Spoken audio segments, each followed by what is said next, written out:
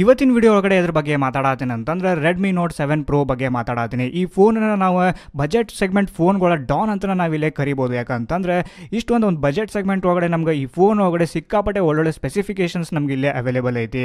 So ಇದೋ ಫೋನಿಂದ ನಾನು ನಿಮ್ಗೆ ಕಂಪ್ಲೀಟ್ ಡೀಟೇಲ್ಡ್ ಇನ್ಫಾರ್ಮೇಷನ್ ಕೊಡಾತೀನಿ. ನಿಮ್ಗೂ ಸದ್ಯಕ್ಕೆ ಈ ಫೋನ್ ಬಗ್ಗೆ ತಿಳ್ಕೊಬೇಕಂತಿದ್ರೆ ಈ ವಿಡಿಯೋನ ಕಂಪ್ಲೀಟ್ ಆಗಿ ನೋಡೋದ್ರ ಜೊತೆಗೆ ಈ ವಿಡಿಯೋನ ಲೈಕ್ ಮತ್ತು ಶೇರ್ ಮಾಡೋದನ್ನು ಸದ್ಯಕ್ಕೆ ಮರೆಯಕ್ಕೆ ಹೋಗಬೇಡ್ರಿ.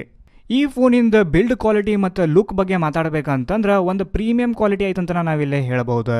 ಫೋನಿಂದ ಮೇನ್ ಥಿಂಗ್ ಅಂದ್ರೆ ಪ್ರೊಸೆಸರ್ ಬಗ್ಗೆ ಮಾತಾಡಬೇಕಂತಂದ್ರೆ ಈ ಫೋನ್ ಒಳಗಡೆ ನಿಮ್ಗೆ ಕ್ವಾಲ್ಕಾಮ್ ಸ್ನ್ಯಾಪ್ಡ್ರ್ಯಾಗನ್ 675 ಆಕ್ಟಾ ಕೋರ್ ಪ್ರೊಸೆಸರ್ ನಿಮ್ಗೆ ಇಲ್ಲೇ ಪ್ರೊವೈಡ್ ಮಾಡಿದ್ದಾರೆ. ಇನ್ನು GPU ಬಗ್ಗೆ ಮಾತಾಡಬೇಕಂತಂದ್ರೆ ಈ ಫೋನ್ ಒಳಗಡೆ ನಿಮ್ಗೆ Adreno 612 GPU ಸದ್ಯಕ್ಕೆ ನಿಮ್ಗೆ ಇಲ್ಲೇ ನೋಡಕ್ಕೆ ಸಿಗ್ತೈತಿ. ಇಂಟರ್ನಲ್ ಸ್ಟೋರೇಜ್ ಮತ್ತು ರ್ಯಾಮ್ ಬಗ್ಗೆ ಮಾತಾಡಬೇಕಂತಂದ್ರೆ ಈ ಫೋನ್ ನಿಮ್ಗೆ 2 ವೇರಿಯಂಟ್ ಒಳಗಡೆ ಅವೈಲೇಬಲ್ ಐತಿ. ಫಸ್ಟ್ ವೇರಿಯಂಟ್ ಬಗ್ಗೆ ಮಾತಾಡಬೇಕಂತಂದ್ರೆ ನಿಮ್ಗೆ 4GB RAM 64GB internal storage ಒಳಗಡೆ ಅವೈಲೇಬಲ್ ಐತಿ. ಇದು ಬೇಡ ಅಂತಂದ್ರೆ ನಿಮ್ಗೆ 6GB RAM 128GB internal storage ಒಳಗಡೆ ಈ ಫೋನ್ ನಿಮ್ಗೆ ಅವೈಲೇಬಲ್ ಐತಿ. ಇನ್ನು ನಾವು ಸಿಮ್ ಕಾರ್ಡ್ ಸ್ಲಾಟ್ ಬಗ್ಗೆ ಮಾತಾಡಬೇಕಂತಂದ್ರೆ ಇಲ್ಲಿ ನಿಮ್ಗೆ ಹೈಬ್ರಿಡ್ ಸಿಮ್ ಸ್ಲಾಟ್ನ ನಿಮ್ಗೆ ಇಲ್ಲೇ ಪ್ರೊವೈಡ್ ಮಾಡಿದ್ದಾರೆ. ಅಂತಂದ್ರೆ ನೀವು 2 ನ್ಯಾನೋ ಸಿಮ್ ಕಾರ್ಡನ್ನು ಯೂಸ್ ಮಾಡಿಕೊಂಡು ಒಂದು ಎಕ್ಸ್ಟರ್ನಲ್ ಆಗಿ ಒಂದು SD ಕಾರ್ಡನ್ನು ನಿಮ್ಗೆ ಇಲ್ಲೇ ಯೂಸ್ ಮಾಡೋಕ್ಕಾಗೋದಿಲ್ಲ. ಆಮೇಲೆ ಈ ಫೋನ್ ಒಳಗಡೆ ನಿಮ್ಗೆ ಡ್ಯುಯಲ್ 4G VoLTE ಸದ್ಯಕ್ಕಿದೆ ಸಪೋರ್ಟ್ ಮಾಡ್ತೈತಿ. ನೆಕ್ಸ್ಟ್ ಹಿಂಗೆ ಕ್ಯಾಮ್ರಾ ಬಗ್ಗೆ ಮಾತಾಡಬೇಕಂತಂದ್ರೆ ಫ್ರಂಟ್ ಫೇಸಿಂಗ್ ಕ್ಯಾಮ್ರಾ ನಿಮಗೆ ಇಲ್ಲಿ 13 ಮೆಗಾಪಿಕ್ಸೆಲ್ ಕೊಟ್ಟಿದ್ರೆ, ಇನ್ನು ನಾವು dual rear facing camera AI camera ಬಗ್ಗೆ ಮಾತಾಡಬೇಕಂತಂದ್ರೆ ನಿಮಗೆ ಇಲ್ಲಿ 48 ಮೆಗಾಪಿಕ್ಸೆಲ್ ಇದೊಂದು ಸೋನಿದವ್ರದ್ದು IMX586 48 ಮೆಗಾಪಿಕ್ಸೆಲ್ ಕ್ಯಾಮ್ರಾ ನಿಮ್ಗೆ ಇಲ್ಲೇ ಪ್ರೊವೈಡ್ ಮಾಡಿದ್ದಾರೆ. ಆಮೇಲೆ ಇನ್ನೊಂದು ಥಿಂಗ್ ಏನಂತಂದ್ರೆ ಸ್ನ್ಯಾಪ್ಡ್ರ್ಯಾಗನ್ದವ್ರದ್ದು 675 ಪ್ರೊಸೆಸರ್ ಏನೈತೆ ಅದು ಆ್ಯಕ್ಚುಯಲ್ ಆಗಿ 48 ಮೆಗಾಪಿಕ್ಸೆಲ್ನು ಸದ್ಯಕ್ಕೆ ಇದು ಸಪೋರ್ಟ್ ಮಾಡ್ತೈತಿ. ಸೊ ಹಾಗಾಗಿ ನಿಮ್ಗೆ ಇಲ್ಲಿ 48 ಮೆಗಾಪಿಕ್ಸೆಲ್ ಪ್ಲಸ್ 5 ಮೆಗಾಪಿಕ್ಸೆಲ್ ಸೆಟಪ್ ನಿಮ್ಗೆ ಇಲ್ಲೇ ನೋಡಕ್ಕೆ ಸಿಗ್ತೈತಿ. ಸೊ ನೋಡೋಣಂತ ಈ ಸೋನಿದು 48 ಮೆಗಾಪಿಕ್ಸೆಲ್ ಕ್ಯಾಮ್ರಾಗ ಎಷ್ಟೊಂದೆಲ್ಲ ಲೈಕ್ಸ್ಗಳು ಬರ್ತಾವಂತೇಳಿ. ಸೊ ಹೋಗ್ರಿ ಈ ವಿಡಿಯೋನ ಲೈಕ್ ಮಾಡಿರಿ, ನೋಡೋಣಂತ ಎಷ್ಟು ಲೈಕ್ಸ್ಗಳು ಬರ್ತಾವಂತೇಳಿ. ಈ ಕ್ಯಾಮ್ರಾದ ಅಪರ್ಚರ್ ಬಗ್ಗೆ ಮಾತಾಡಬೇಕಂತಂದ್ರೆ 1.79 ನಿಮ್ಗೆ ಅಪರ್ಚರ್ ನಿಮ್ಗೆ ಇಲ್ಲೇ ಪ್ರೊವೈಡ್ ಮಾಡಿದ್ದಾರೆ. ಅಂತಂದ್ರೆ ಈ ಕ್ಯಾಮ್ರಾಲಿಂತ ನಿಮ್ಗೊಂದು ಒಳ್ಳೆ ಲೋ ಲೈಟ್ ಪರ್ಫಾರ್ಮೆನ್ಸ್ ನಿಮ್ಗೆ ಇಲ್ಲೇ ಸಿಗ್ತೈತೆ ಅಂತ ನಾವಿಲ್ಲೇ ಹೇಳ್ಬೋದು.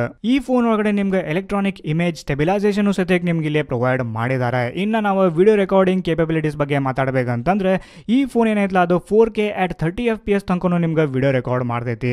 ಡಿಸ್ಪ್ಲೇ ಬಗ್ಗೆ ಮಾತಾಡಬೇಕಂತಂದ್ರೆ ಈ ಫೋನ್ ಒಳಗಡೆ ನಿಮ್ಗೆ 6.3 ಇಂಚ್ ಫುಲ್ HD ಪ್ಲಸ್ ನಿಮ್ಗೆ ಡಾಟ್ ನಾಚ್ ಡಿಸ್ಪ್ಲೇ ನಿಮ್ಗೆ ಇಲ್ಲೇ ಪ್ರೊವೈಡ್ ಮಾಡಿದ್ದಾರೆ. ಇನ್ನು ಆಸ್ಪೆಕ್ಟ್ ರೇಷಿಯೋ ಬಗ್ಗೆ ಮಾತಾಡಬೇಕಂತಂದ್ರೆ 19.5:9 ನಿಮ್ಗೆ ಇಲ್ಲೇ ಆಸ್ಪೆಕ್ಟ್ ರೇಷಿಯೋ ನಿಮ್ಗೆ ಇಲ್ಲೇ ನೋಡಕ್ಕೆ ಸಿಗ್ತೈತಿ. ಮತ್ತು ಇನ್ನೊಂದು ಥಿಂಗ್ ಏನಂತಂದ್ರೆ ಈ ಫೋನ್ ಒಳಗಡೆ ನಿಮ್ಗೆ ಕಾರ್ನಿಂಗ್ ಗೊರಿಲ್ಲಾ ಗ್ಲಾಸ್ 5ನ ಇಲ್ಲೇ ಯೂಸ್ ಮಾಡಿದ್ದಾರೆ.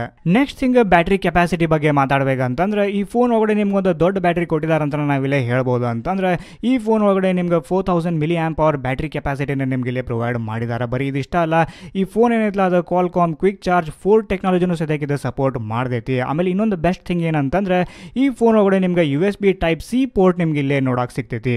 ಈ ಫೋನ್ ಒಳಗಡೆ ನಿಮ್ಗೆ ಫೇಸ್ ಅನ್ಲಾಕಿಂಗ್ ಫೀಚರು ಕೊಟ್ಟಿದ್ದಾರೆ ಮತ್ತು ಫೋನಿನ ಹಿಂದ್ಗಡೆ ನಿಮ್ಗೆ ಒಂದು ಫಿಂಗರ್ ಪ್ರಿಂಟ್ ಸೆನ್ಸರು ಸದ್ಯಕ್ಕೆ ನಿಮ್ಗೆ ಇಲ್ಲೇ ಪ್ರೊವೈಡ್ ಮಾಡಿದ್ದಾರೆ. ಇನ್ನೊಂದು ಬೆಸ್ಟ್ ಥಿಂಗ್ ಏನಂತಂದ್ರೆ ಈ ಫೋನ್ ಒಳಗಡೆ ಸದ್ಯಕ್ಕೆ ನಿಮ್ಗೊಂದು IR ಬ್ಲಾಸ್ಟರ್ ಅಥವಾ ಇನ್ಫ್ರಾರೆಡ್ ಬ್ಲಾಸ್ಟರ್ ಅಂತೇಳಿ ನಾವೇನು ಕರಿತೀವಲ್ಲ ಅದನ್ನು ಸದ್ಯಕ್ಕೆ ನಿಮ್ಗೆ ಇಲ್ಲೇ ಪ್ರೊವೈಡ್ ಮಾಡಿದ್ದಾರೆ. ಸೊ ಹಾಗಾಗಿ ನೀವು ನಿಮ್ಮ ರೆಡ್ಮಿ ನೋಟ್ 7 ಪ್ರೋನ ಒಂದು ಯೂನಿವರ್ಸಲ್ ರಿಮೋಟ್ ಆಗಿ ನೀವು ಯೂಸ್ ಮಾಡಬಹುದು.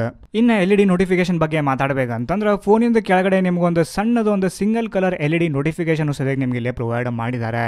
ಸೆನ್ಸರ್ಸ್ಗಳ ಬಗ್ಗೆ ಮಾತಾಡಬೇಕಂತಂದ್ರೆ ಎಲ್ಲ ಬೇಸಿಕ್ ಸೆನ್ಸರ್ಸ್ಗಳು ಫಾರ್ ಎಕ್ಸಾಂಪಲ್ ಜೈರೋ ಸೆನ್ಸರ್ ಆಗಿರ್ಬೋದು, ಎಕ್ಸಿಲೋರೋಮೀಟರ್, ಪ್ರಾಕ್ಸಿಮಿಟಿ ಸೆನ್ಸರ್, ಈ ಕಂಪಾಸ್, ನಿಮ್ಗೆ ಆಂಬಿಯಂಟ್ ಲೈಟ್ ಸೆನ್ಸರ್, ಇವೆಲ್ಲ ಸೆನ್ಸರ್ಸ್ಗಳು ನಿಮ್ಗೆ ಈ ಫೋನ್ ಒಳಗಡೆ ನಿಮ್ಗೆ ನೋಡಕ್ಕೆ ಸಿಗ್ತೈತಿ.